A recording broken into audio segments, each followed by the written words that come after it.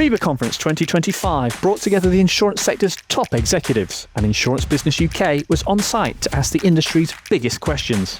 In this edition, we ask, what is your biggest fear about the present geopolitical climate?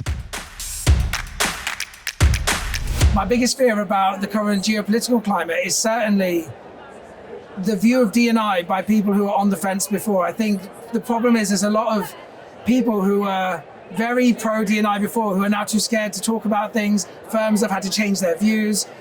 Companies have had to change their job titles. It's been a bit extreme, if I'm honest, but at the same time, it's brought a conversation we would never have had before. And actually, there are some positives in this as well in terms of what's going to happen in the future. I'm not sure it is a fear, because I do hold to the belief that a world of heightened risk should be an opportunity for the purveyors of risk management products. So obviously there will be fear and there will be hardship around the world, and we always have to remember that, but where there's risk, there's opportunity. So I think it's optimistic is the wrong word, because of the nature of the challenges, but there is a real chance for insurance to demonstrate its value and for our members to demonstrate their importance in the process of getting people the right risk management solutions. I think, like everyone else, there's obviously huge amounts of uncertainty, which is really, really tough. And I think any business will always tell you they need certainty. Collinson were a major travel insurer, so anything that potentially impacts people's ability to travel is a major issue for us as a business. It's something we watch obviously very, very carefully, and obviously we hope that things start to settle down, because just for global peace and all those good things, it's really, really important, of course, that some stability comes, and hopefully in the next weeks and months that will happen.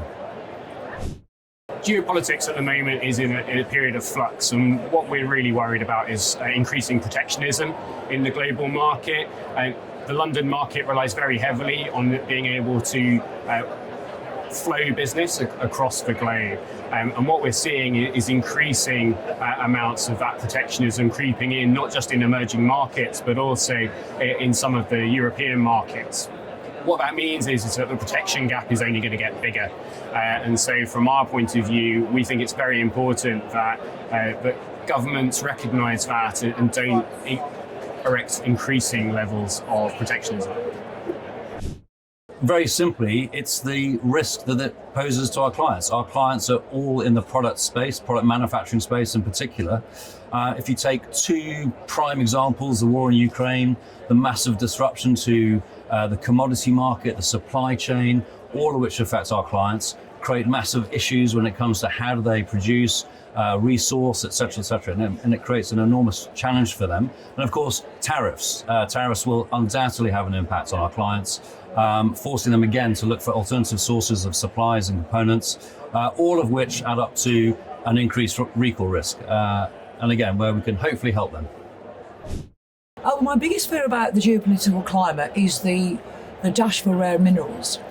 And we've seen, the agreement that was made between Ukraine and the US, and that really represents more of a colonial approach to rare minerals. So if we see that happening with third world nations, more developing nations, where Western nations are trying to grab those minerals, it's not going to do the world economy any good. So we need to be in a position where we can help developing nations benefit from the resources that they hold. And I think the insurance industry does have a role to play in that. I think it would be inspiring to see major insurers lead on trying to make sure that these rare minerals are developed in a fair way and that the revenues from them are distributed around the world, because that will help in the overall scope of geopolitics and the economy going forward into the future.